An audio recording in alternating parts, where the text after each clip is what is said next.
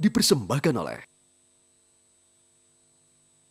Selamat datang di Mata Najwa, saya Najwa Shihab, tuan rumah Mata Najwa. 9 Juli tinggal seminggu lagi, ketegangan terasa kian meninggi. Kampanye memasuki hari-hari terakhir, tim sukses tambah keras berpikir. Satu sama lain saling mengawasi, gerak-gerik makin fokus di daerah kunci. Propaganda bertambah masif, tak peduli isinya negatif atau positif. Ketika waktu sudah sedemikian sempit, apakah akal sehat juga makin terhimpit? Inilah Mata Najwa. Pilih siapa? Prabowo atau Jokowi?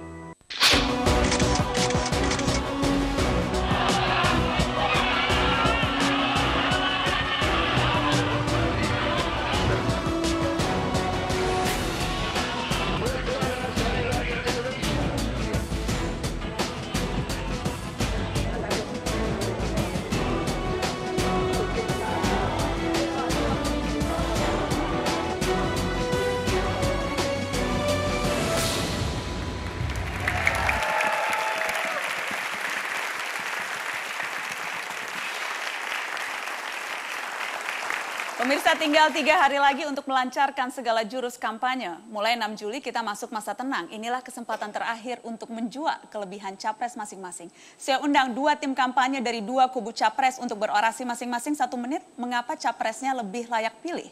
Diawali dengan Ali Mohtar Ngabalin dari kubu Prabowo Subianto. Kita berikan sambutan. Prabowo!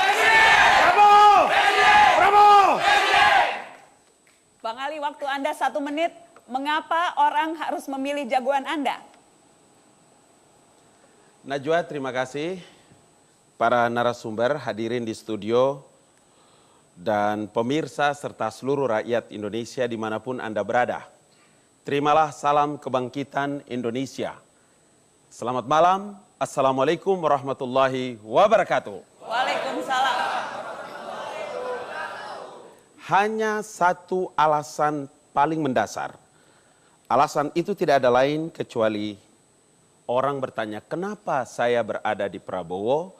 Kenapa orang memilih Prabowo dan Hatta Rajasa?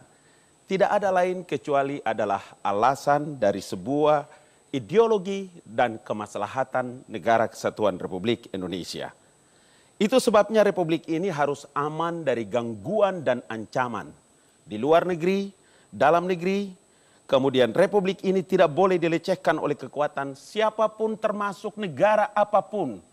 Even dia adalah Amerika sekalipun. Waktunya tidak boleh sudah terganggu. habis.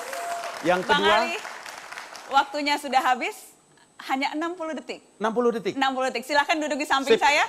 Kita berikan sambutan tepuk tangan. Ali Mohtar Ngabalin. Bang Ali boleh di sebelah sini? Oke, tenang.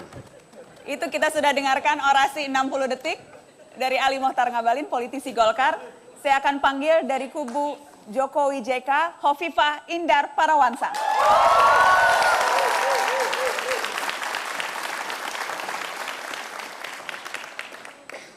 Silakan Bu Hovifah, 1 menit.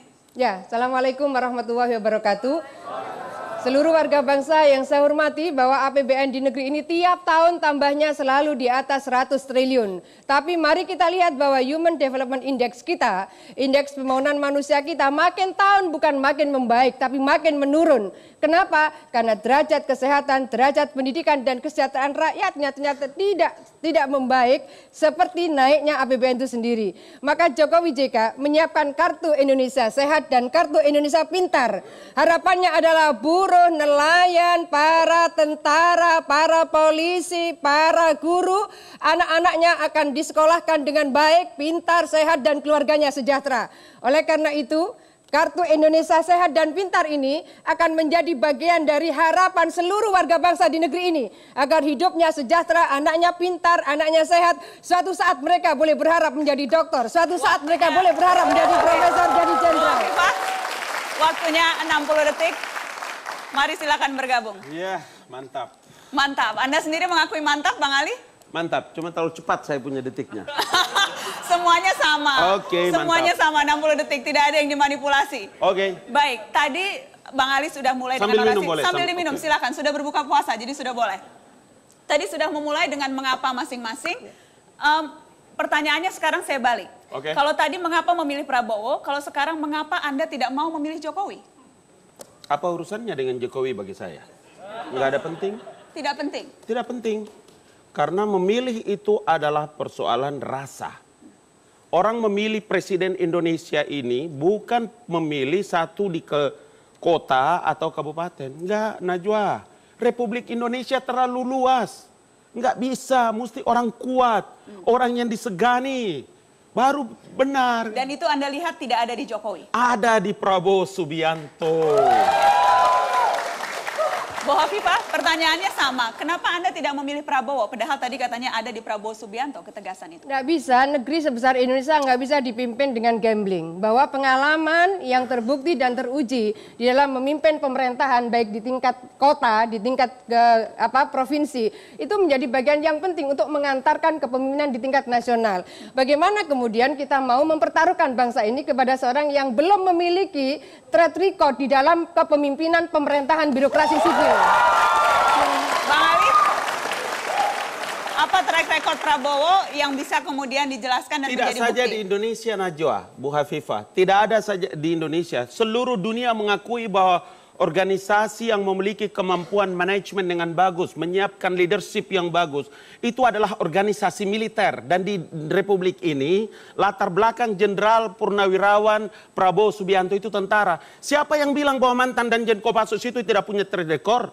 Siapa yang bilang bahwa Panglima Komando Strategi Angkatan Darat itu tidak punya kemampuan leadership dan manajemen? Memimpin birokrasi Nggak bisa. sipil. Oke. Memimpin birokrasi Tidak mesti sipil orang yang jadi saya presiden maksud. harus mantan wali kota, harus mantan gubernur yang belum selesai. Ya. Nggak bisa. Ya, saya Nggak rasa kita mesti melihat bahwa ada persoalan-persoalan kepemimpinan pemerintahan yang itu tidak bisa dibalik begitu saja dari kepemimpinan sipil, dari kepemimpinan militer, lalu kemudian dia harus menjadi pemimpin yang punya komunikasi dengan yudikatif, punya komunikasi dengan eksekutif tingkat lokal, tingkat regional, dan punya komunikasi dengan legislatif dengan baik.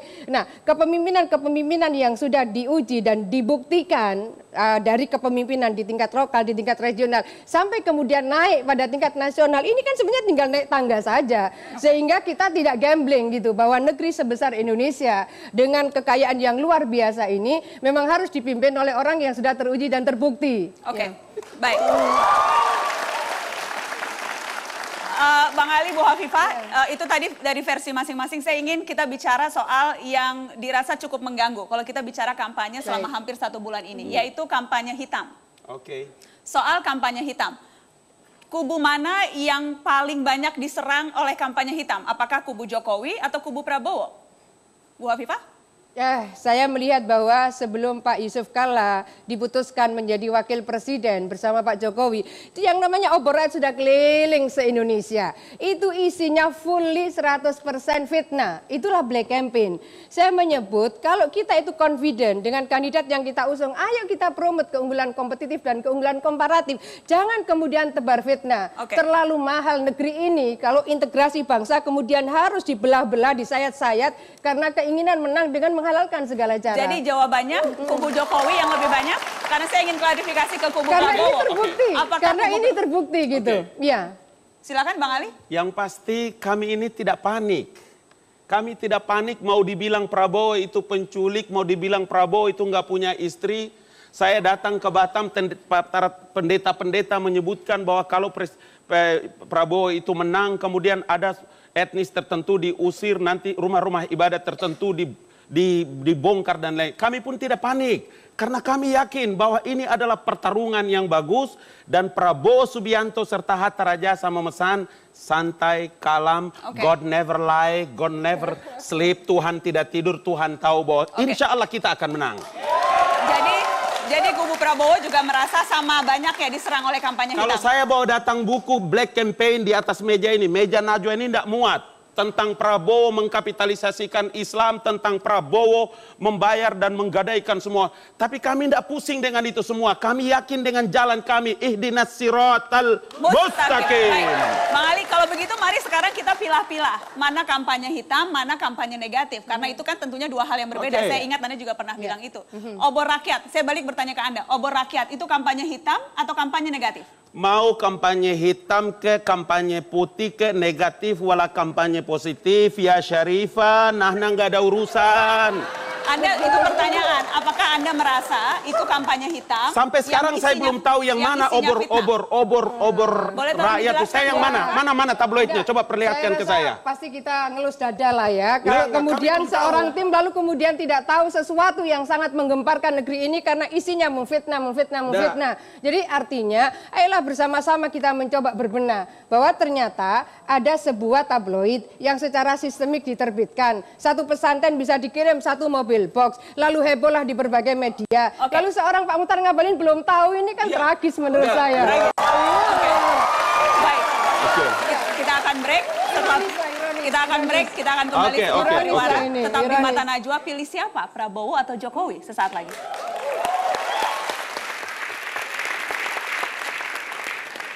Mana tabloid neutron? Mana tabloidnya?